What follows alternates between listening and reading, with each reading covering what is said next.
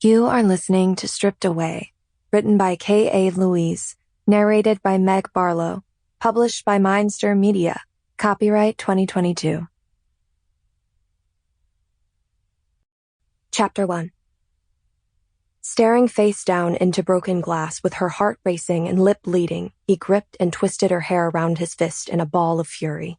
"Where the fuck were you?" he muttered in a low, gruff voice. Her lip was dripping blood onto the old blue carpet as she squirmed to wiggle herself free from his clutches. "I was at my friend Mary's house," she cried with the bitter taste of blood on her tongue. "Oh, really?"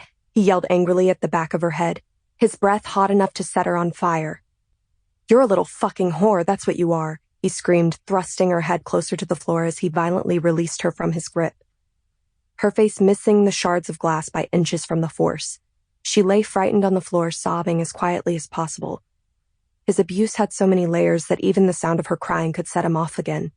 "You make me sick," he spat angrily as he stomped off into the darkness to gather his belongings before leaving for work. She was breathless and frozen, sick and scared. Discreetly, she wiped the blood from her lip with her shaky hand. Just then, sensing her movement, he whirled back to where she lay lifeless like a broken bird and kicked her hard in the ribs. She gasped, squeezing her eyes shut.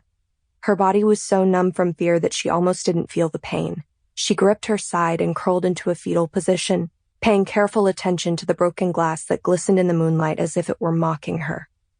Across the room, he stood in the doorway, jingling his keys as a reminder of his presence, not knowing she could always feel his presence.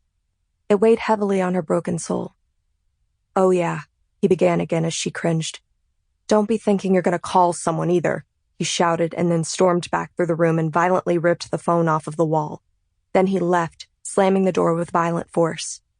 For several moments she remained still, breathing in shallow, panting gasps. She was afraid to move. First she wanted to make sure he was gone for the night. Moments later she heard his car pull away in the street. Then she moved to the door and locked it when he was gone for good. Then Sharon rose to her feet and fumbled in the dark room. She picked up the broken pieces of the telephone and held it in her hands as she cried. She prayed that she would still be able to dial out from the bedroom phone. Either way, Sharon knew calling anyone would be pointless. All she could do now was pull herself together and go check on her son Jesse. Everything seemed so foggy and surreal, with an endless uncertainty that ripped through her core like a wildfire.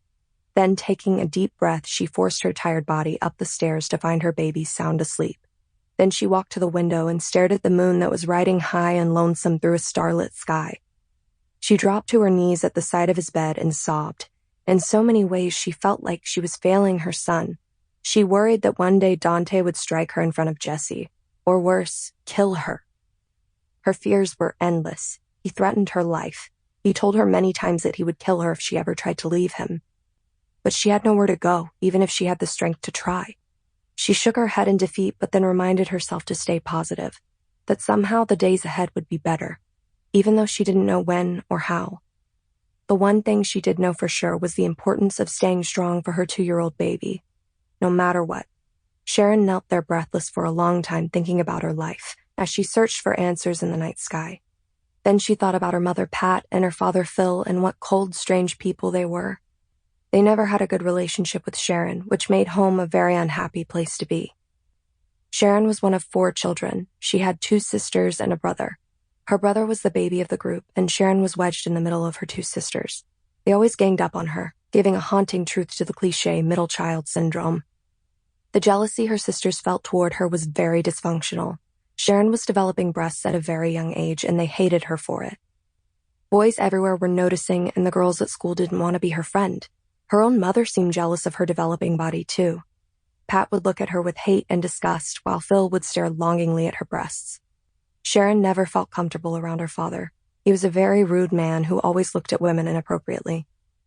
Sharon would hear him at night grunting away to the sounds of pornography in his office. He didn't even try to hide his incongruous behavior. Sharon never understood why his actions were treated as normal behavior. Sharon didn't like being there. Even her friends hated going to her house.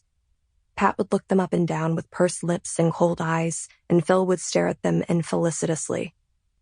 Sharon was embarrassed by her parents. She never healed from their abuse. Even though now she was exhausted from Dante's abuse, she couldn't stop her mind from racing with thought. Sample complete. Ready to continue?